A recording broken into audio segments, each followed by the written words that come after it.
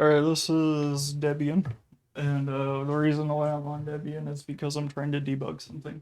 So if you remember, I said that there's a bug in systemd where it will send a loud screech through my speakers, and I didn't realize until now, because I had forgotten about it, was I had put my USB DAC into a USB hub, and when that happens, I believe it had something to do with being on a powered hub and sharing data and signal between 7 other devices or whatever.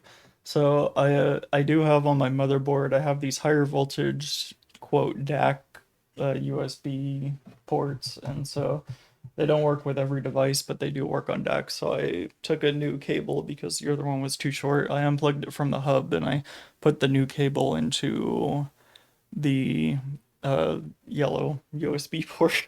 That's what I'll call it.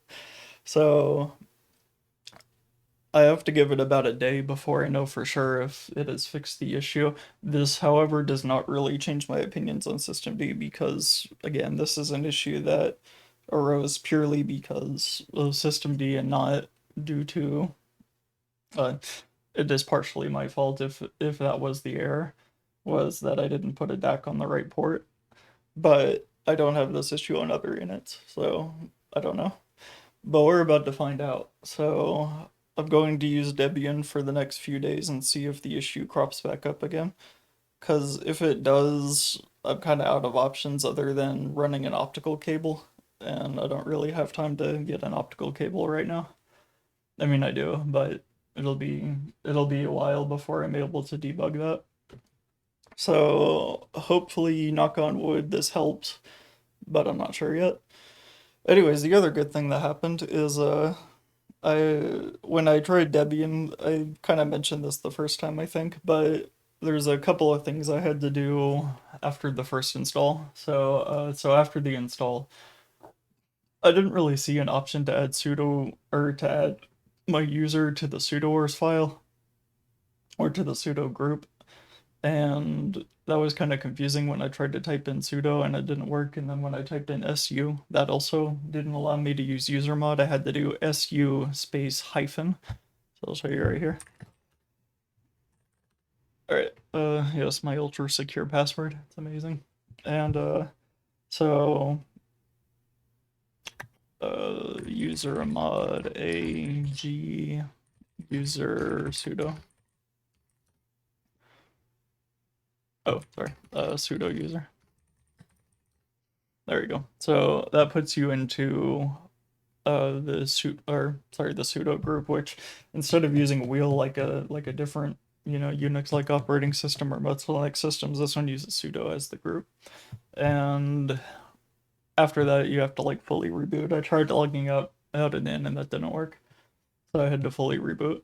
But what happens is first thing you'll get is when you do apt update or install a package or whatever, it'll say that you need to insert a CD, and what I did for that was nano apt um, sources.list, and the first line up here is CD-ROM, then you just put a sharp next to it in the front of it to comment it out and you're good.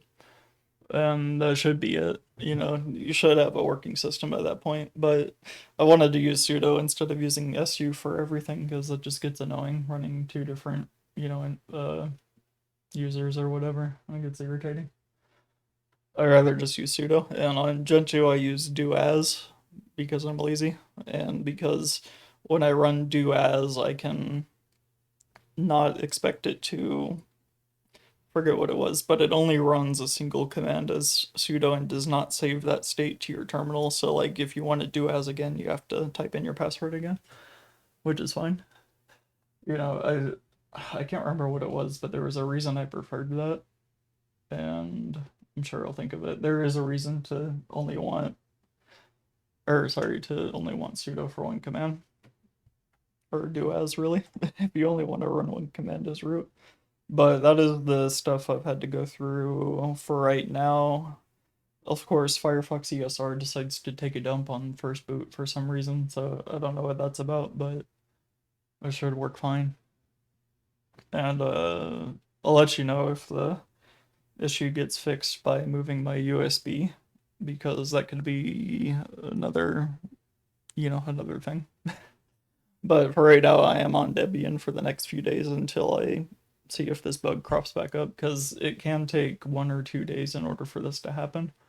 So I just kind of have to keep using my computer consistently in order to figure it out. But now I've got a free USB spot on my hub, so I can put whatever I want in there, and I don't know what I'm gonna put in there yet. We'll see. All right, thanks.